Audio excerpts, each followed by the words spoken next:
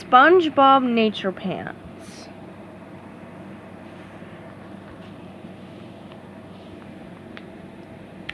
Chapter 9, the last chapter.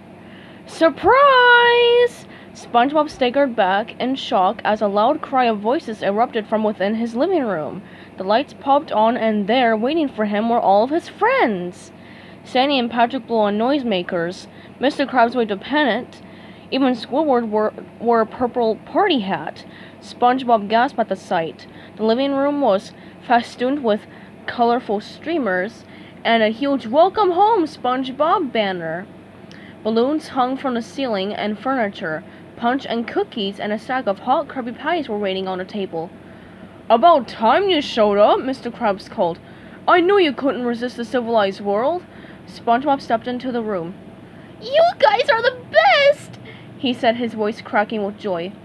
"I made a huge mistake in leaving. Please forgive me."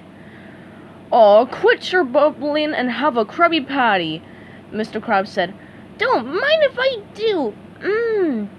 SpongeBob replied, taking a big bite and savoring the flavor.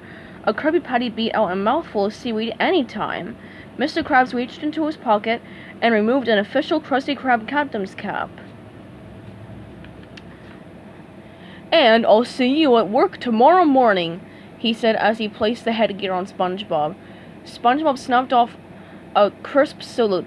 "Aye, aye, Captain," he said between bites. Squidward stepped up and handed over SpongeBob's discarded pair of brown square pants.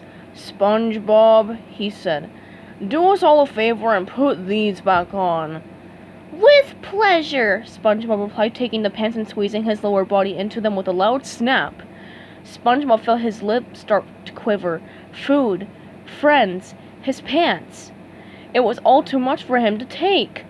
I'm so happy," SpongeBob said, lunging forward and wrapping his arms around Squidward.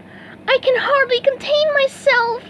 Squidward scrunched his eyes shut in discomfort from the surprise hug and waited for SpongeBob to let go. 10 seconds passed. 20. "Okay, that's enough," Squidward said, trying to free himself. Unfortunately for Squidward, Mr. Krabs, Sandy, and Patrick all wrapped their arms around SpongeBob for a big group hug. Even Gary came out of the shell. "Ah," the group breathed. "Ugh," Squidward added, hoping no one brought a camera. "Meow," Gary said. "Could we please stop this?" Squidward begged. "I'm allergic to affection." Squidward's request was granted as the group let go all at once. Everyone but SpongeBob wore a wide-eyed expression of discomfort and exchanged nervous glances. Still, no one spoke until Patrick cried out, "Patrick, itchy!" On cue, the gang began to frantically scratch their bodies with both hands. When that didn't help, they fell to the floor and began to writhe in a circle, their bodies chugging along like a train of runaway itchworms. SpongeBob stood in the middle of the circle, looking down on his friends. Apparently, he had brought his own surprise to the party. His flat yellow face beamed with contentment. "It's great to be home," he said.